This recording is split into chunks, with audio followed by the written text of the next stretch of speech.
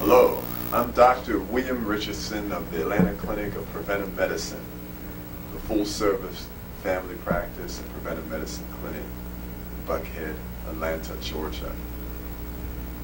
I want to talk today about colds and flu. The cold syndrome is a collection of signs and symptoms. That's what a syndrome is. And it can be caused by a specific cold virus, which one can be susceptible to by a compromised immune system. It is also associated with mucus accumulating states, which can be brought on by excess intake of dairy products, for instance. There's also the mucus outpouring type of problems that can be second to environmental conditions, such as toxic gas, toxic waste causing excess mucus. And that, of course, will be encouraged or set up by an excess mucus-producing diet, which we'll explain. An excess mucus-producing diet would include a diet with excess meats and dairy products. The protein, concentrated protein, is digested in the stomach by acid, and cow's milk, for instance, has 3 to 4 times more protein than human milk. What happens is the protein from the milk is digested by acid in the stomach, and the stomach protects itself by an outpouring of mucus, which reflexes into the whole system. And the intake of cow's milk is associated with colds, susceptibility to ear infections, bronchitis. That, coupled with environmental problems such as cigarette smoke from parents, can cause a major upset in the internal environment, bringing on colds and encouraging flus. Colds and flus are distinct but separate, usually upper respiratory infections, triggered by absolutely different viruses. These conditions are associated with a weakened immune system. For instance, outdoor environment, such as drafts, wetness, and temperature changes, can encourage the immune system to be weakened and therefore let these viruses attack the individual. Behavior factors such as smoking and poor nutrition can be associated with the manifestation of colds and flus. Emotional factors, poor stress management, depression, not getting proper rest, which is very, very important, can also cause a weakened immune system. That's why many people take supplements if they have to work harder than usual. Supplements such as oxyperm, which we sell here at our clinic, which includes beta-carotene, N-acetylcysteine, ginkgo, bioflavonoids, zinc, selenium, vitamin C, vitamin E, and that's a very comprehensive antioxidant formula. Then we have the various vitamins, vitamin C, powder, and tablet, which we'll talk about later. These are the types of things that you would be taking to counteract negative emotional factors, behavior factors. As you know, cigarettes, one cigarette knocks out 15 milligrams of vitamin C every time one smokes a cigarette. Or if you're going to be working in a drafty area or the outdoors, you have to be encouraged to know what supplements to take. Viruses can penetrate the body's protective barriers, namely for colds, the nose, the eyes, and the mouth, and for the flu, usually the respiratory tract, including the lung and the throat. Colds and flus, as I said, were distinct entities. Colds usually have a slow onset, whereas flus have a swift and severe onset. Colds don't have much prostration, which means not feeling well and great tiredness, whereas flus can give you great tiredness and what we call malaise, which is just not feeling well. Local symptoms are the norm with colds, such as hoarseness, runny nose, and sneezing, whereas flus give generalized symptoms such as chills, depression, mentally and physically, body aches, strong body aches. Colds give mild fatigue and weakness, whereas flus give more extreme fatigue, sometimes lasting for 2, 3, or more weeks, which goes into the chronic fatigue syndrome, That's why when you have colds and flus, especially flus, you want to handle it right initially or early so that it does not develop into the chronic fatigue syndrome. In colds, you have some coughing, some sore, burning throat, where flus, you have severe hacking coughing and occasional sore throats. Remember, these are distinct viruses that attack the body during a weakened immune state. This is how I clinically assess or make judgments about patients who present to my office complaining of symptoms of colds and flus. For one thing, we have an office visit with the history of present illness, and then physical examination is necessary. Yes, also what we assess is lifestyle factors, which are very important. Dietary patterns, what you've been eating for the last month before you got the cold or flu.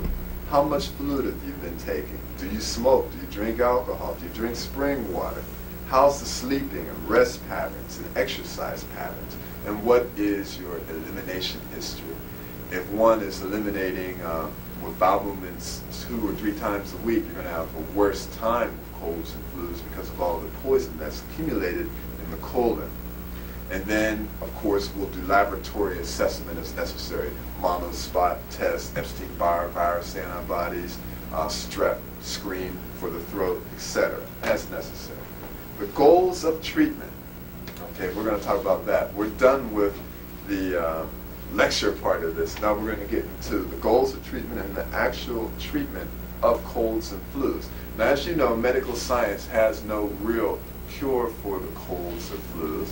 There are viral vaccines, antiviral vaccines for the flu now that one would have to take yearly. Many people do not want to take vaccines. There were problems with the swine flu vaccine epidemic causing problems like Guillain-Barré syndrome, a chronic, unrelenting neurological problem from a vaccine for the flu. There are no vaccines for the colds, and there's many, many viruses that can cause the cold. They're just waiting to jump on a weakened immune system.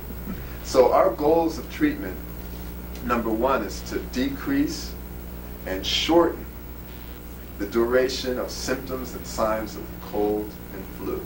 Sometimes these problems can be eliminated in less than 24 hours or even overnight with the proper manipulation of the body, getting rid of the toxins quickly, and the immune system.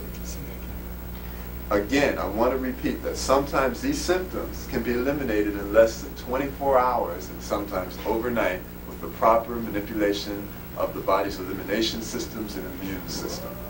And we're going to get into those particulars. I'll give you a lot of hints in the following few minutes. Also, our goal of treatment, besides shortening the duration and decreasing the intensity of symptoms and signs, is to build the immune system up, especially by nutrition and proper rest.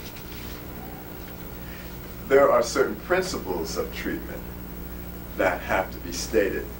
Basic principles of treatments for the colds and flu have to include adequate rest. You have to get enough rest. You may have to take off work. You may have to really relax for a day or two and get your energy accumulated again. Fresh air as much as possible. Plenty of pure water. Pure water can include natural spring water, such as this brand. There's many brands that are legitimate. Distilled water and filtered water are other alternatives. You want to keep yourself well hydrated because of the feverishness and actual fevers of the cold and flu. You want to hopefully get some sunshine. Many times we live in temperate environments that have a lot of clouds, but if you can, get some sunshine. And then finally, use vitamins and nutrition and healthy lifestyle to help ward off colds and flus, and if ill, to speed recovery. Again, using vitamins, nutrients, and foods to ward off or even prevent colds and flus. We mentioned water, and for the early acute stages of colds and flus, again, we want to stress plenty of pure water. Very important. We're 70% water. We need water to eliminate the poisons and toxins as well. And also that'll help pull out the excess bile that may have accumulated from constipation. Secondly, very, very important principle to know for colds and flus, because a lot of people cannot eat salads then, they may not be able to eat certain foods, but there's certain things that one must intake or you're going to need to go to the hospital and get an IV or something. That's water and that's vegetable broth. Now vegetable broth is basically taking potassium and mineral-rich potatoes with the skin still on them, chopping them up, putting them in a large container, large pot, and adding chopped green vegetables, again with the minerals, carrots, celery, especially celery because of the natural sodium in celery, seaweed, because of the minerals that one may miss from especially vomiting or diarrhea and whatnot. And then bringing these constituents to a boil, a lot of times adding vegetable bouillon and letting it simmer for 20 or 30 minutes. Then what we get is vegetable broth. If you can see there's sediment at the bottom of this vegetable broth, that's the minerals that replenish the body. And sometimes you can imagine minerals are key to health. They're like a spark plug, and what they do is go right into your cells and give it that spark of life. Sometimes it can give you the energy you need to keep going. Vegetable broth soup, easily assimilatable and digestible to the body. You're getting all of the nutrients of these vegetables without having to go through the digestive process, which you may not be able to do when you have a cold or flu. Okay. Other than vegetable broth and water, I want to stress natural juices. Now, natural juices are probably best diluted with spring water. Fresh juice is best. Now, if you're going to use orange juice, your stomach has to be able to handle the citrus, and not everyone can during these types of illnesses. But many a person has manipulated their immune system to eliminate a cold or onset of a flu by drinking a lot of orange juice, and that's quite possible. That's done. Here we have grapefruits, preferably ruby red grapefruits, because that red color is also an immune-intensive nutrient. The red grapefruit, the red color in the red grapefruit. What you can do, you can make juice of these, you can eat these. These are usually digestible easily. However, some people may not be able to digest citrus, so you have to listen to your own body. And you can listen to it because animals listen to it when they're sick. They know when to fast, when to chew grass, when to just drink water. They do that innately. Also, we have the granny green apple, which is higher in vitamin C than the other apples, for one thing. Sometimes apples can be difficult to digest, and you may just want to chew this and then spit out the solid part if you need to. So there's a lot of ways you can do this. And another possibility are herbal teas, which can have very good medicinal properties, such as this relaxing tea. This is just one example. If you feel a little bit nervous or you need to just cool out, here the ingredients include chamomile, valerian root, which are basically herbs that relax the nervous system. Then we have rose hips, which are high in natural vitamin C, licorice root, which is good for the immune system and is also good for mucous membranes, aloe vera, which we all know is good for the immune system, and hibiscus flower, which is a very good flavoring entity and is also a good medicinal herbal. Then we have things like ginger,